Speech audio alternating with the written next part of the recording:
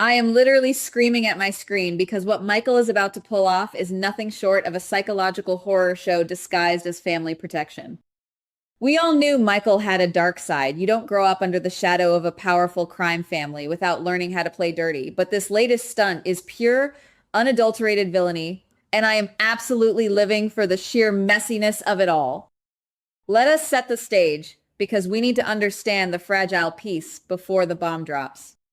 For months, we have watched Willow and Chase dance around this bizarre, emotionally charged dynamic where boundaries are basically suggestions. Chase has been acting completely obsessed, losing his usual golden boy cop composure whenever Willow is in the room. He is drowning in his feelings, and quite frankly, it has been total clown behavior from a man who is supposed to be solving crimes. Meanwhile, Willow has been trying to play the saintly martyr, pretending everything is fine while living in a pressure cooker of tension. Michael, watching from the sidelines, has been slowly losing his mind, feeling his grip slip away. He wants to protect Willow, but his version of protection is essentially a wrecking ball in heels, and he is ready to swing it directly at Chase's head. If you ask me, Michael's decision to orchestrate a physical collision between Willow and Chase at the mansion is the most toxic, beautifully twisted plan we have seen in years. He didn't just want to cause a little argument. He wanted to orchestrate a moment so visually shocking and emotionally damaging that it would permanently shatter whatever connection remained between them. We are talking about a meticulously timed setup on a dark, stormy night when the mansion is already buzzing with nervous energy. Michael knows exactly how Chase reacts when he thinks Willow is in danger, and he knows exactly how Willow's delicate sensibilities will crumble under intense pressure.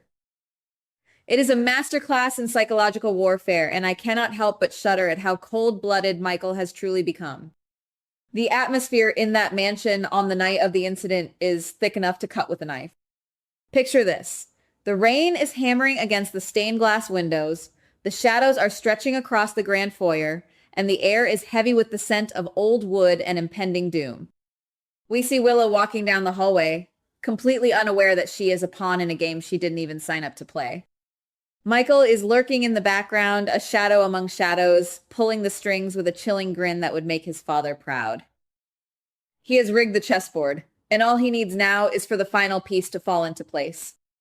When Chase arrives, frantic and already on edge, the trap is sprung with terrifying, silent precision. And then the moment happens, the dark, sketchy collision that Michael spent days planning.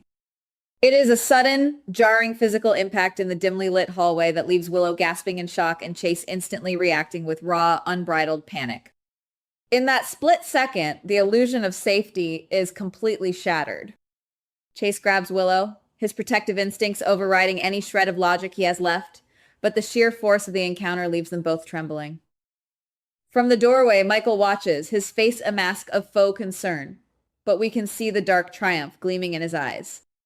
He wanted chaos, and he got it, but what he didn't calculate was who would be watching from the top of the stairs. Enter Tracy, the undisputed queen of the estate, and let me tell you, she is not about to let this circus slide in her house. Tracy has been watching this entire disaster unfold like a hawk, and she is absolutely done with the lies. As she descends those stairs, her eyes are shooting actual ice daggers at everyone in the room. She doesn't just see a simple accident. She sees right through Michael's pathetic little theatrical production. Tracy's wrath is legendary, and when she opens her mouth, she completely decimates the room. She looks at Chase, who is still holding a shaken Willow, and she unleashes a verbal tongue lashing so brutal it practically strips the paint off the walls.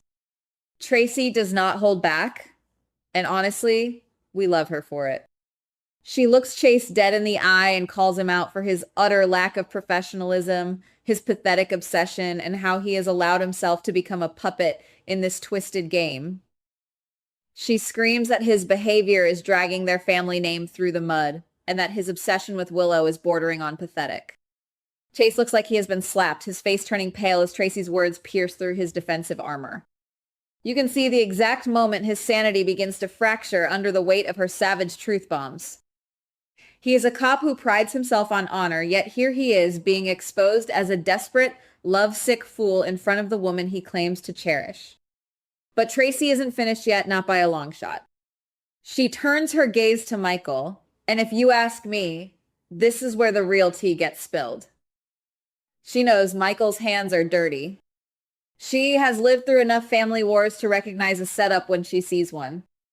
She accuses Michael of playing a dangerous, disgusting game of chess with human lives, using Willow as literal bait just to satisfy his own fragile ego. Michael tries to play the innocent, devoted family man, but Tracy is having absolutely none of it. She laughs in his face, a cold, mocking sound that echoes through the empty halls, reminding him that she knows exactly what kind of blood flows through his veins. Meanwhile, poor Willow is caught right in the crossfire, looking entirely lost and deeply traumatized. She looks from Michael to Chase, her eyes filling with tears as the realization of what is actually happening starts to sink in. She has always wanted to believe the best in Michael, but the sheer venom in Tracy's accusations is making it impossible to ignore the truth. You can see the heartbreak shattering her face as she begins to realize that the man she loves might actually be a monster who engineered her own pain just to keep his rival away. The trust is evaporating right before our eyes, and it is a tragedy of epic proportions. Let us dive deep into Michael's psychology for a second, because this man is operating on a level of delusion that is honestly terrifying. In his mind, he is the savior. He genuinely believes that by destroying Chase's marriage and sanity, he is keeping Willow safe from a toxic influence. But we can clearly see that Michael has become the very threat he claims to be protecting her from. He is using the classic playbook: manipulate, gaslight, and destroy anyone who stands in the way of what you claim is yours. It is a toxic cycle that has ruined countless lives, and Michael is running headfirst into the fire, completely blind to the fact that he is burning his own house down. And what about Chase? Guys, he is literally on the verge of a complete mental collapse. The pressure of his job, his unresolved feelings for Willow, and now this horrifying orchestrated confrontation have pushed him right over the edge. He looks at Willow, wanting to comfort her, but the look of doubt and fear in her eyes is the final blow. He realizes that by falling into Michael's trap, he has alienated the one person he wanted to save. His breathing is shallow, his hands are shaking, and you can see the sheer desperation rolling off him. He is a broken man, and Tracy's ruthless words are the final nails in his coffin. This is no longer just a lover's quarrel. This is a full-blown war within the mansion walls. The divide between the factions is deeper than it has ever been, and the fallout is going to be felt for generations. Tracy's intervention has guaranteed that this secret won't stay buried in the family archives. She is ready to use this scandal to strip Michael of his influence and reassert her dominance over the estate. The power dynamic is shifting in real time, and we are witnessing the birth of a brand new, highly volatile era where no one is safe and alliances are written in sand. In the hours following the collision, the mansion falls into a suffocating, tense silence. Willow has locked herself in her room, refusing to speak to either man, leaving Michael and Chase to stew in their own mutual hatred in the parlor. The air is thick with unspoken threats and the lingering scent of rain. Michael stands by the fireplace, his posture rigid, trying to maintain his mask of control, but we can see the micro expressions of panic flitting across his face. He knows he crossed a line, and he knows Tracy is a dog with a bone who will not stop until she has chewed his reputation to pieces. But wait, it gets so much worse. As the night wears on, we begin to suspect that Michael's plan had even darker layers than we initially realized. Did he have help? Did he bribe someone within the mansion staff to ensure Chase would be at that exact spot at that exact second? The level of planning required for a stunt like this suggests a level of premeditated malice that is almost psychopathic. If Willow ever finds out the full extent of the logistics behind her accident, there is absolutely no coming back for them. Michael has played his hand, but he may have vastly underestimated his wife's capacity for anger. The climax of this absolute train wreck comes when Chase, unable to cope with the silence, sneaks back into the mansion later that night to find Willow. But instead of a romantic reunion, he is met by Michael, waiting for him in the shadows of the study. The confrontation that follows is pure soap opera gold. There are no punches thrown, but the words are deadlier than any bullet. Michael tells Chase in a cold, venomous whisper that he is finished, that Willow will never trust him again, and that he should pack his bags and leave for good.